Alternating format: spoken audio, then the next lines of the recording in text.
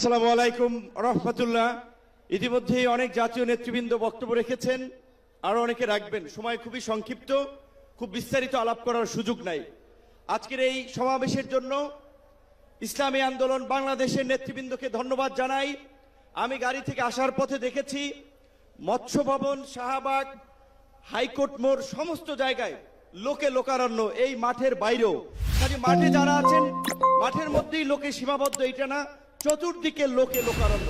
এরকম একটি সফল মহাসমাবেশ আয়োজনের জন্য ইসলামী আন্দোলন বাংলাদেশের সারা দেশের নেতৃবৃন্দকে গণ অধিকার পরিষদের পক্ষ থেকে অভিনন্দন এবং শুভেচ্ছা জানাই।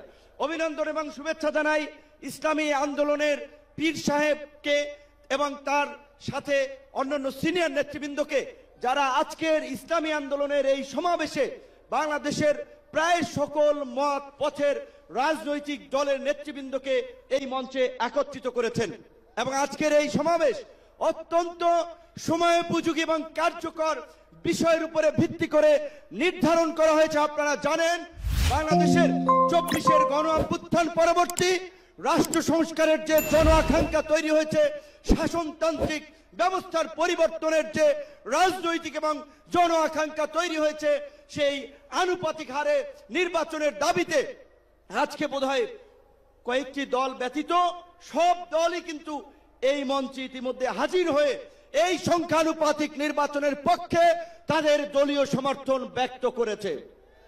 আমরা পরিষ্কারভাবেই সংস্কার কমিশনকে বলতে চাই, সমাবেশ শুধু একটা দলের দেখেছেন, সবেমাত্র শুরু হয়েছে।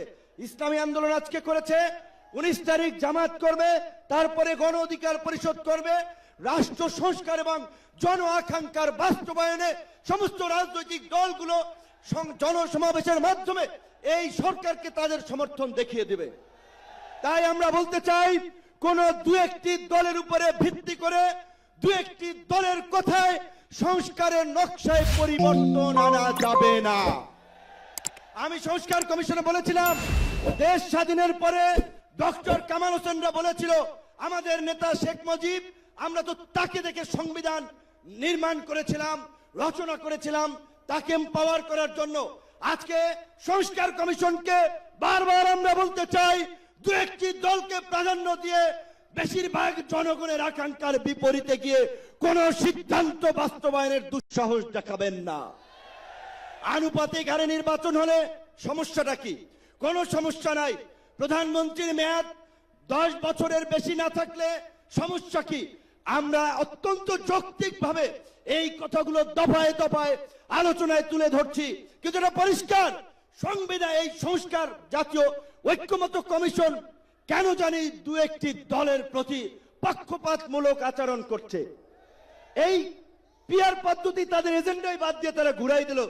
পিয়ার থেকে উচ্চকক্ষ নিম্নকক্ষ চলে গেল। উচ্চকক্ষ নিম্নকক্ষ হবে নাকি সমগ্র নির্বাচন পিয়ারের ভিত্তিতে হবে, সেটি রাজনৈতিকভাবে আগে ঐক্যমতে পৌঁছাতে হবে। একই সাথে আমি আরো একটি কথা বলতে চাই, যারা পীর সাহেব সহ জামাতের নেতৃবৃন্দ তারাও বলছে, আমরাও বলছি, আজকে সারা বাংলাদেশের উপজেলা, পৌরসভা, সিটি কর্পোরেশনে স্থানীয় জনপ্রতিনিধি নাই। জনগণ চরম দুর্ভোগের শিকার হচ্ছে সেবা পেতে গিয়ে।